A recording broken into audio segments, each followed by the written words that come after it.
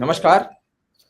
आप देख रहे हैं स्पेशल कवरेज न्यूज और मैं हूं आपके साथ शिव कुमार। मेरे साथ हैं वरिष्ठ पत्रकार आदरणीय डॉक्टर राकेश पाठक जी। स्वागत और अभिनंदन। कल 12 बजे एक ऐसा समाचार आता है कि लोग सोते से उछल पड़े। हम अपने सर्वोच्च अदालत से भी कहेंगे, उन्होंने भी ये खबर अखबार में पढ़ी होगी कि सर्वोच्च अदालत कितनी ताकतवर है।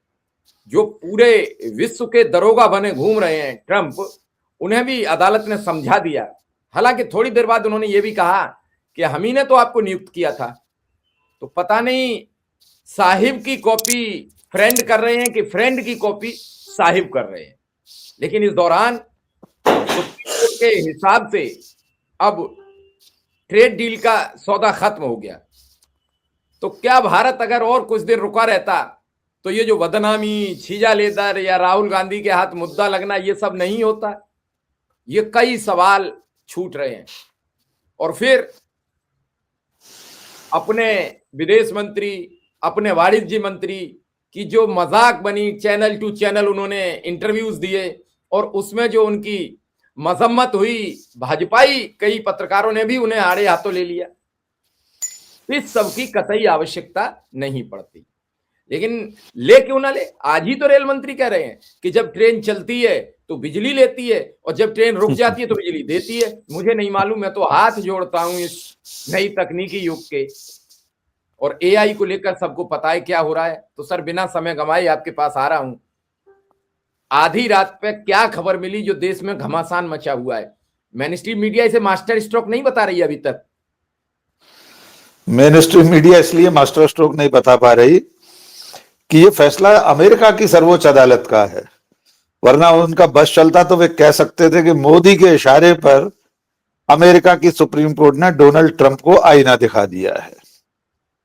खैर, मुद्दे की बात यह है कि अमेरिका की सबसे बड़ी अदालत में 6-3 के बहुमत से डोनाल्ड ट्रंप के ग्लोबल टैरिफ को गैर कानूनी, असंवैधानिक घोषित कर दिया गया है। यह अमेरिका के इतिहास की भी अपने आप में बहुत बड़ी घटना है। जिस सुप्रीम कोर्ट में 9 जज हैं और उनमें से 6 इन्हीं डोनाल्ड ट्रंप की रिपब्लिकन पार्टी के हैं। यहां यह भी समझ लीजिए कि अमेरिका में जो जजेस हैं उनको पॉलिटिकल पार्टी के खांचे से ही देखा जाता है, उनकी नियुक्तियां उसी तरह मानी जाती है। तो 9 में से 6 तो डोनाल्ड ट्रंप के रिपब्लिकन हैं, 3 डेमोक्रेट हैं जो इनसे पहले के राष्ट्रपति ने नियुक्त किए थे। लेकिन अगर 9 में से 6 ने फैसला ट्रंप के खिलाफ किया है तो उसमें ट्रंप द्वारा नियुक्त लोग भी हैं। इसका खुलासा खुद ट्रंप ने कर दिया, उनके नाम लेकर उन्हें गरिया रहे हैं। डोनाल्ड ट्रंप कह रहे हैं ये शर्मनाक है, ये देश विरोधी फैसला है, मेरे इतने बड़े कदम को इस तरह असंवैधानिक घोषित कर दिया। लेकिन एक बात समझ लीजिए, ट्रंप ने इस आदेश के बाद भी अपनी मनमानी जारी रखी है। एक तो उन्होंने तत्काल कल ही एक आदेश जारी करके पूरी दुनिया पर 10% टैरिफ का ऐलान कर दिया। थोड़ा सा लोगों को कंफ्यूजन है, ये 10% कौन सा है, पहले जो लगाए गए थे उससे अतिरिक्त है क्या? तो यहां स्पष्ट समझ लीजिए, ये पहले जो टैरिफ उसने थोपे थे अलग अलग देशों पर, किसी पे 18, किसी पे 20, किसी पर 15-13, ये उन सब के न रहने के बाद का बचा हुआ 10%। यानी सुप्रीम कोर्ट ने भले ही ग्लोबल टैरिफ को अवैध घोषित कर दिया हो, ट्रंप ने 10% फिर लगा दिया। तो 10% तो भारत को भी देना पड़ेगा। वो जो टैरिफ था, ग्लोबल टैरिफ, वो 1977 का एक कानून है जिसमें इमरजेंसी में राष्ट्रपति को जो अधिकार है कि वो इस तरह के टैक्स टैरिफ लगा सकता है, उसकी आड़ में डोनाल्ड ट्रंप ने ये किया था। लेकिन वास्तव में अमेरिका की जो संसद है और सीनेट है, संसद को कांग्रेस कहते हैं, कांग्रेस और सीनेट से पास कराए बिना राष्ट्रपति को यह अधिकार नहीं। सुप्रीम कोर्ट ने भी अपने फैसले में यही कहा है कि इस तरह से टैरिफ बढ़ाना संसद का काम है, सीनेट का काम है, राष्ट्रपति को यह अधिकार नहीं। इस तरह के एग्जीक्यूटिव निकालने का है, उन्होंने फिर निकाल दिया 10% का। लेकिन हमारी नींद क्यों हराम है, यह समझने की जरूरत है। बिल्कुल। भारत में एकदम शुरुआत में तो लगा कि ग्लोबल टैरिफ खत्म हो गया, अब क्या है, नरेंद्र मोदी की बल्ले बल्ले। लेकिन थोड़ी देर बाद वो 10% का भी आदेश आ गया। उसको लेकर ट्रंप ने जो कुछ कहा है, गोदी मीडिया की जो एजेंसी है उसने सवाल पूछा था कि भारत के साथ जो ट्रेड डील हुई है उसका क्या होगा, उस पर क्या असर होगा आपके सुप्रीम कोर्ट के इस फैसले से। तो उन्होंने कह दिया कि भारत हमको लूट रहा था, हमने 10% टैरिफ लगा दिया है। और आगे उन्होंने ये कहा कि वे टैरिफ देंगे, हम नहीं देंगे। आज के अखबारों की पहले पेज पर यही बॉक्स छपा है। ट्रंप ने कहा मोदी टैरिफ देंगे, हम नहीं देंगे। यानी ट्रेड डील में जो 0% टैरिफ पर अमेरिकी सामान को आयात करने वाली शर्त है वो तो यथावत है। हम 10% देंगे ये भी तय हो गया। अब उस शब्द को भी नोट कीजिए जिसको वो लूटना कह रहे हैं डोनाल्ड ट्रंप। वो दरअसल में लूटना इस संदर्भ में कह रहे हैं कि भारत ने भी अमेरिका पर टैरिफ लगा रखे थे, और अमेरिका का जो टैरिफ था वो डॉक्टर मनमोहन सिंह की सरकार के समय 2.9% था, 3% से भी कम। इसके अलावा भी दुनिया में बहुत ही कम या शायद कोई देश ना हो जो 0% टैरिफ पर अमेरिका का सामान आयात करे। तो ट्रंप कह रहे हैं हमने पलटी मारी, थोड़ा सा झटका दिया, और अब 10% टैरिफ हम वसूल करेंगे इंडिया से और इंडिया को कोई टैरिफ नहीं देंगे। तो ये जो सुप्रीम कोर्ट ऑफ यूएसए का फैसला है, इसके बावजूद भारत को कोई बड़ी राहत मिल रही हो ऐसी संभावनाएं नहीं दिखाई दे रही। अब उस पर आएंगे जो आपने कहा कि थोड़े दिन और रुक जाते ट्रेड डील करने से। जी, ये एक बड़ा सवाल है। देखिए, अमेरिका में हमारा राजदूत रहता है, इतने सारे वहां पर अधिकारी रहते हैं, पूरा विदेश मंत्रालय का अमला है, हमारी काउंटर इंटेलिजेंस एजेंसी है रॉ, बीच में तो हमारे और भी कई मददगार लोग थे, बिचौलिए जेफरी एप्स्टीन जैसे लोग थे जो व्हाइट हाउस की खबरें हमें बताया करते थे। चलिए, अब उसकी जरूरत भी नहीं, 2019 में वो तो चला गया दुनिया से। लेकिन भारत जैसे देश के विदेश मंत्रालय को, प्रधानमंत्री कार्यालय को इतनी दूरदर्शिता नहीं रखनी चाहिए थी? क्या ये पतारसी, ये सुराग नहीं लगाना चाहिए था कि डोनाल्ड ट्रंप के इस मनमाने टैरिफ के खिलाफ अमेरिका की अदालत में जो मुकदमा है उसकी अगली तारीख कब आने वाली है? ये एक सामान्य सी बात होती है। हम और आप भी अगर किसी मुकदमे में फंसे हों तो हम तारीख पर नजर रखते हैं, अगली तारीख कब लगने वाली है, उसमें क्या हो सकता है। तो भारत सरकार ने, विदेश मंत्रालय ने, अगर अंग्रेजी में कहते हैं ना हम टाइम बाई कर रहे हैं, या किसी खेल में आपने देखा होगा हॉकी या फुटबॉल जैसे खेलों में आखिरी के कुछ मिनट होते हैं तो दोनों टीमें कोशिश करती हैं, जो जीत रही होती है उसे लगता है हम तो एक गोल से आगे हैं, तो आखिरी के 3-4 मिनट ऐसे ही खर्च कर लो, इधर से उधर बॉल को घुमाते रहो, एक दूसरे को ही पास करते रहो, समय काटना जिसको कहेंगे आम बोलचाल की भाषा। तो ट्रेड डील की बातचीत जो साल भर से चल रही थी थोड़े दिन और चलने देते, थोड़ा समय और खरीद लेते। खरीदना माने पैसे देके नहीं खरीदना होता है, हिकमत अमली से, थोड़ी चतुराई से, बातों में उलझा कर कि हाँ साहब बात कर रहे हैं, अभी प्रधानमंत्री के साथ बैठक होगी, फिर मंत्रालय में निर्णय होगा, करते हैं सर, जैसा आप चाहेंगे वैसा करेंगे। 15 दिन और काट लेते, 18 दिन और काट लेते, तो शायद इस तरह की बदनामी से बच जाते कि अमेरिका का राष्ट्रपति एक तरफा ऐलान कर रहा है ट्रेड डील का, सारी शर्तें थोपे दे रहा है, हमसे 0% पर कारोबार, $500 अरब का। कम से कम इतनी बदनामी से तो बचते, और विपक्ष को, कांग्रेस को, राहुल गांधी को इस तरह सरकार को कटघरे में खड़ा करने का मौका नहीं मिलता। पीएम कंप्रोमाइज्ड, इस नारे की जरूरत नहीं पड़ती। जी सर, लेकिन क्या इस ट्रेड डील के बाद जो मास्टर स्ट्रोक था 18% पर बता दिया कि भारत बहुत अच्छा करने जा रहा है और प्रधानमंत्री ने इतिहास रच दिया है, तो अब 10% हो गया, तब से कोई इतिहास नहीं रच रहा है।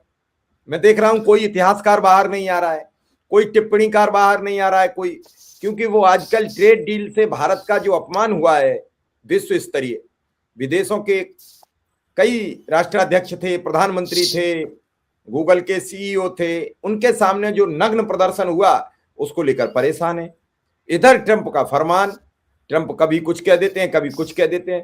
तो मास्टर स्ट्रोक ट्रंप के डील के चक्कर में एआई के प्रदर्शन में क्यों फंसा दिया है? अरे डील पर भी तो चर्चा हो। देखिए, इस वक्त भारतीय जनता पार्टी कई मौकों पर ऐसी घिरी हुई है कि उससे कोई तिनके का सहारा चाहिए था। अब वो मिल गया यूथ कांग्रेस के प्रदर्शन में। सारा गोदी मीडिया, भारतीय जनता पार्टी के नेता देश के सम्मान का राग अलाप रहे हैं कि देश की बदनामी हो गई। सर एक और मैं इसी में जोड़ दूंगा कि एक वीडियो आज वायरल हुआ जो 15 फरवरी का है, उत्तर प्रदेश के जनपद बदायूं को आपने देख लिया होगा, क्योंकि वो एक बजरंग दल के नेताजी 3 बुजुर्ग मुसलमानों को दे थप्पड़। तो क्या इन वीडियो से बदनामी नहीं होती है? ये विश्व स्तरीय वायरल होते हैं, सब देखते हैं। मैं उसी पर आ रहा था, इंटरनेट की असुविधा से हमारी बातचीत थोड़ी सी रुक गई थी। देखिए, विपक्ष के कार्यकर्ताओं के प्रदर्शन को देश के सम्मान के नाम पर राग अलापा जा रहा है कि इस प्रदर्शन से देश की बदनामी हुई। बदनामी तब होती है जब क्रिसमस के मौके पर बजरंग दल के गुंडे, हिंदू रक्षा दल के आतंकवादी गिरजाघरों में तोड़फोड़ करते हैं।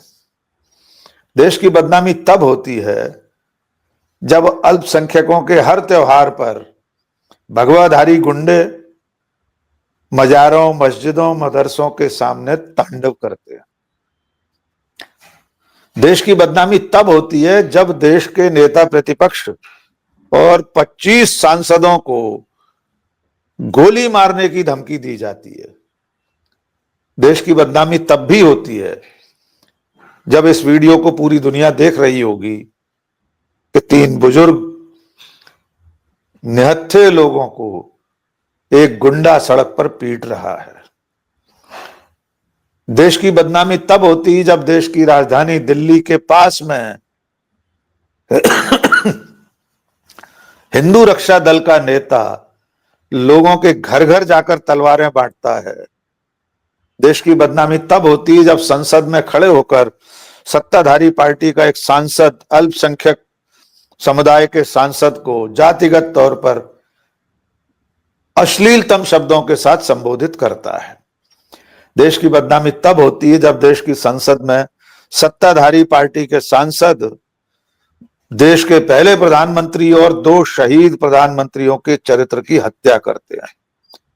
क्या बीजेपी के नेताओं को ऐसा लगता है कि देश की संसद में जो कुछ होता है, राजधानी में जो कुछ होता है, वो दुनिया को दिखाई नहीं देता? इंटरनेट क्या सीमित है? पूरी दुनिया सिर्फ यूथ कांग्रेस का प्रदर्शन देखती है, बाकी पूरी दुनिया में बीजेपी के नेता जो ठटकरम करते हैं वे दिखाई नहीं देते।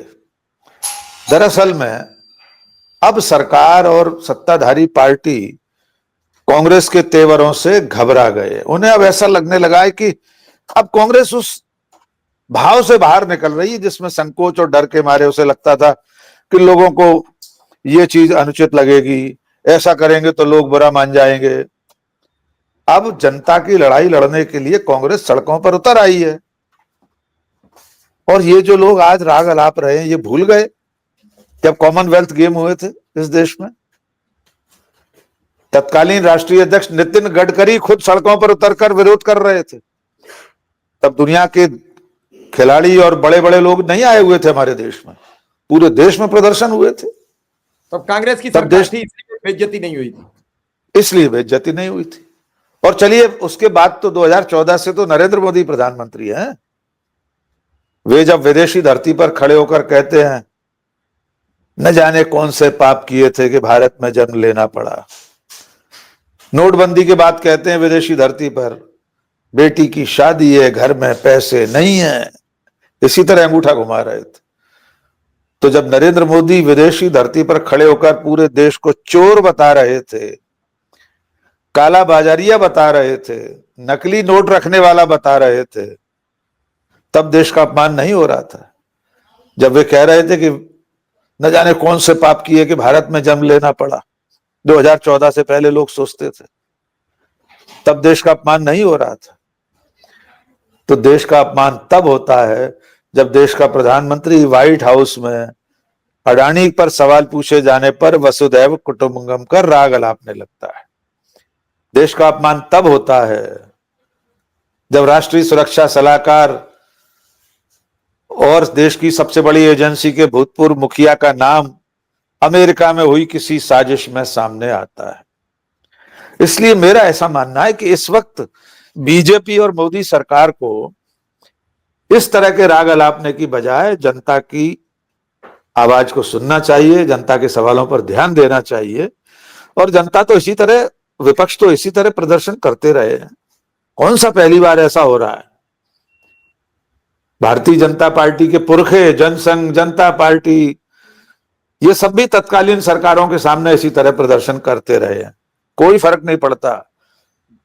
दुनिया के तमाम देशों में ऐसे प्रदर्शन होते हैं। ये लोकतांत्रिक तरीका है, कोई हिंसक प्रदर्शन नहीं था। हाँ, अगर कोई हिंसा हुई होती तो हम पहले व्यक्ति होते उसका विरोध करने वाले। बिल्कुल जी, तो मुझे लगता है कि बीजेपी और मोदी अब लगातार घिरते जा रहे हैं। चलिए सर, अब देखते हैं बीजेपी इसका क्या नया रूट निकालती है, कैसे इस पूरे प्रकरण को दबाती है, क्योंकि लगातार वो फंसती चली आ रही है और भी कई चीजें हैं जो जनता सवाल पूछ रही है। तो आपने जो बताया उसे दर्शक देखें, समझें। आपका बहुत बहुत आभार, बहुत बहुत धन्यवाद। धन्यवाद।